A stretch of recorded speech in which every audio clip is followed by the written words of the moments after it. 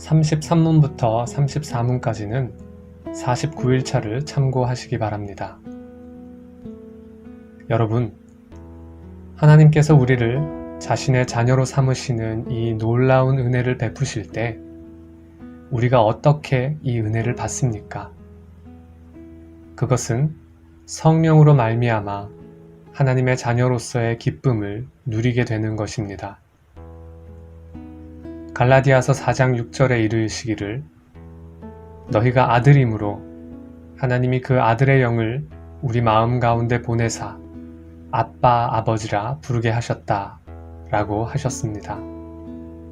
죄인이었던 우리가 하나님을 지극히 친근한 표현인 아바 아버지 곧 아빠라고 부를 수 있는 것은 예수 그리스도 안에서 그의 대속의 은혜로 인하여 죄를 용서받고 의인으로 여겨졌기 때문입니다. 그러한 우리에게 그 아들 예수의 영, 곧 성령을 우리 마음 가운데 보내시어 우리를 자녀로 삼으시는 하나님의 사랑을 확신하며 하나님을 아빠라고 부르게 하십니다. 이렇듯이 성경은 예수 그리스도를 믿는 우리 모두가 하나님의 자녀라고 분명하게 확증하고 있습니다. 여러분, 그런데 왜 사도신경은 예수님을 가리켜 하나님의 독생자, 곧 하나님의 외아들이라고 고백하는 것일까요?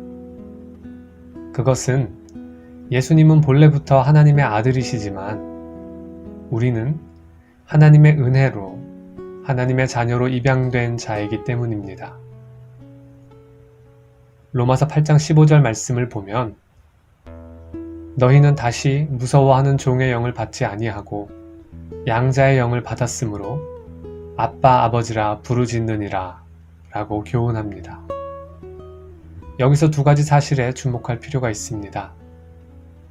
하나는 우리는 종이 아니라 자녀라는 사실입니다. 하나님께서는 예수 그리스도를 믿는 우리를 주인이 종을 부리듯 대하는 것이 아니라 아버지로서 우리를 자녀로 대한다는 사실입니다. 또 다른 하나는 양자의 영이라는 표현입니다. 이것은 우리가 하나님의 자녀가 되는 것이 본래부터 그러한 것이 아니라 우리를 예수 그리스도 안에서 입양하시기 때문이라는 사실을 말해줍니다.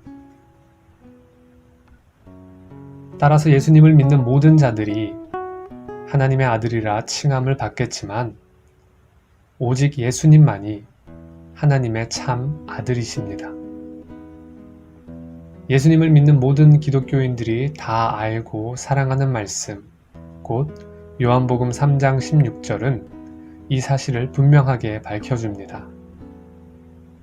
하나님이 세상을 이처럼 사랑하사 독생자를 주셨으니 이는 그를 믿는 자마다 멸망하지 않고 영생을 얻게 하려 하심이라.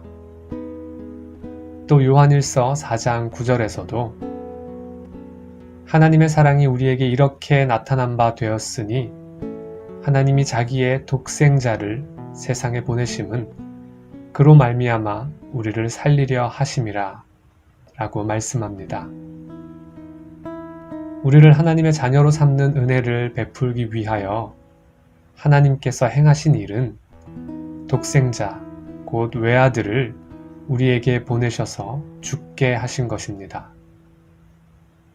로마서 8장 32절에서 자기 아들을 아끼지 아니하시고 우리 모든 사람을 위하여 내주신 이가 어찌 그 아들과 함께 모든 것을 우리에게 주시지 아니하겠느냐 라고 말씀하신 것과 같이 우리를 하나님의 자녀로 삼으시는 것은 자신의 참 아들이신 예수 그리스도를 내어주심으로써 이루어진 일입니다.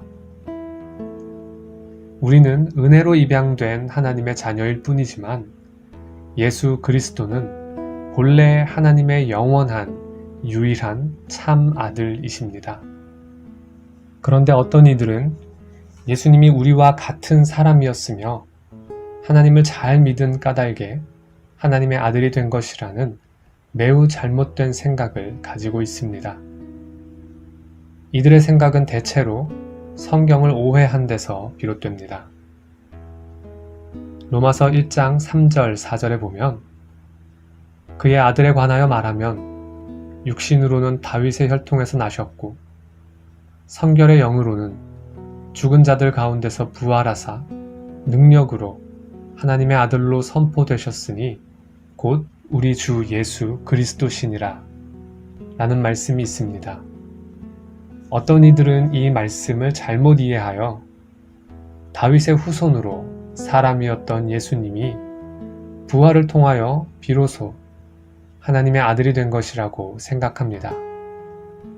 그러나 이 말씀이 뜻하는 바는 예수님께서 본래 하나님의 아들이신데 그분이 다윗의 혈통에 따라 사람으로 오셨지만 부활하심으로써 그가 본래 하나님의 아들이셨다고 선포하고 알리시는 것입니다. 부활을 통해 비로소 하나님의 아들이 된 것이 아니라 부활을 통해서 그가 본래 하나님의 아들이심을 증거하고자 함이 성경의 바른 뜻입니다.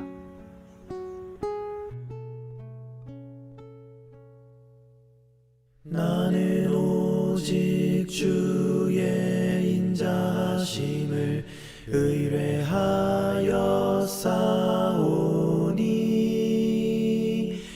내 마음은 주의 구원을 기뻐